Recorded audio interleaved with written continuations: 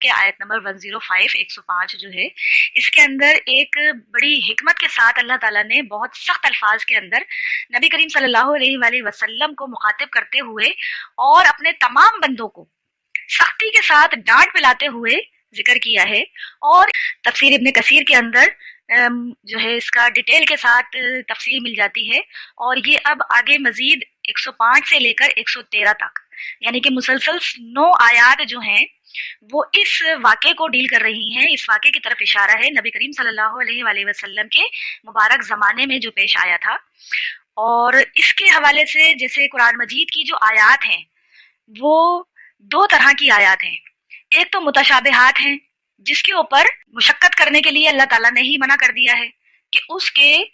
معنی پہنانے کی تگ و دو میں نہ لگو،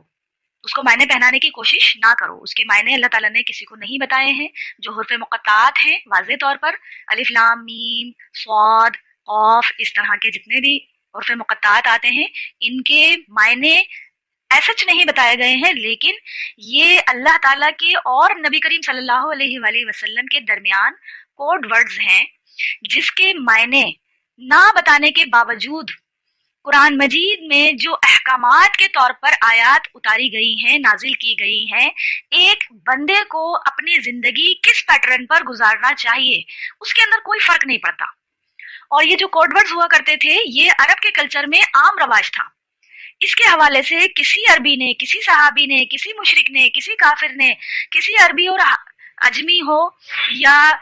عرب کا ہو یا نان عربی ہو یا بدو ہو، کسی نے بھی اس کے لیے کوئی بحث نہیں کی ہے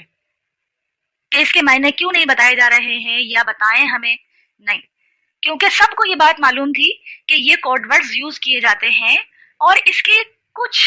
مختصر سے معنی ان کو سمجھنے بھی آتے تھے. جیسے کہ توئے کا جو لفظ ہے، توئے کا جو حرف ہے عربی زبان میں، وہ عرب کے کلچر میں اس کو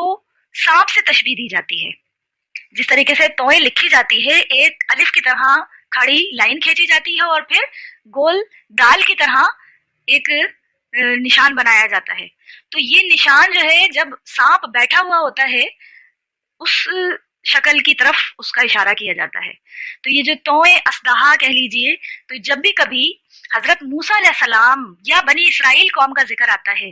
تو وہ اس قسم کی جو صورتیں ہوتی ہیں وہ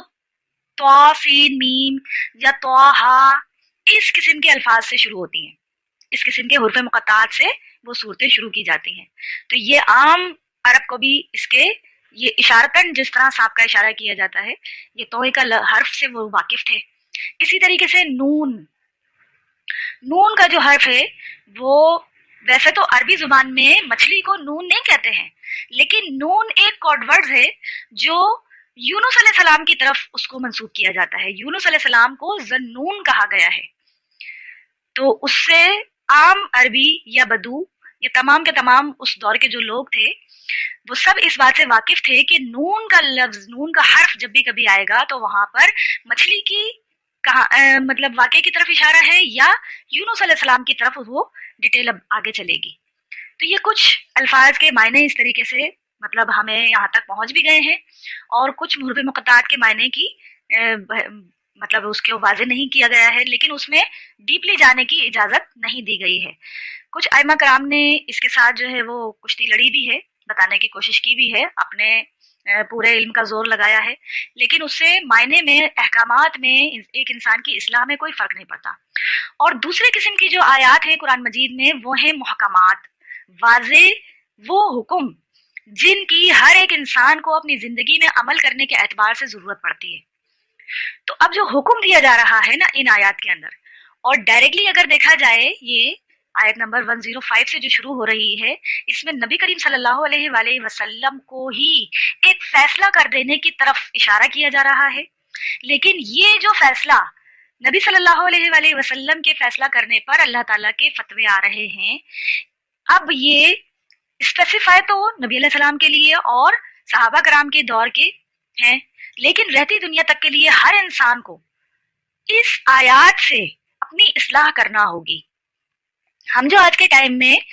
ترجمہ پڑھتے ہیں ائمہ کرام کے کیے ہوئے ہیں، جو ان کے تراجم پڑھتے ہیں اور پھر اس کے بعد تفاصیل سے اس کو سمجھنے کی کوشش کرتے ہیں،